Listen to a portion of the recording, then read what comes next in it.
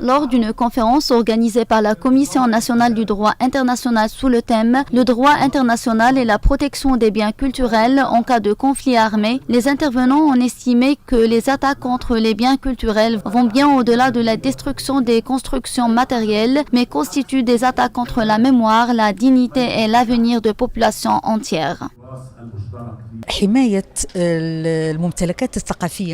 La protection des biens culturels dans les conflits armés devient aujourd'hui l'une des priorités dans la mesure où ces biens culturels constituent un patrimoine commun de l'humanité qui ne peut être récupéré en cas de destruction. Cette rencontre vise à mettre en avant les règles et dispositions de la protection juridique des biens culturels stipulées par le droit international humanitaire dans ce sens.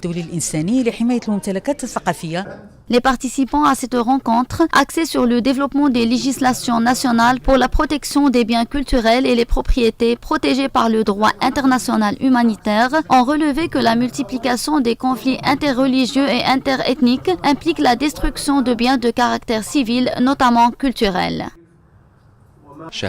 Ces derniers temps, nous avons vécu de divers conflits et guerres au niveau de la région arabe. Ceux-ci ont causé la destruction de multiples biens et propriétés culturelles, notamment en Irak et en Syrie. De ce fait, la CICR envisage de se mobiliser et se militer, particulièrement au niveau régional, afin de renforcer et développer les dispositions relatives à la protection des biens culturels dans les législatures nationales, est-ce dans le but de mettre fin à ce fléau.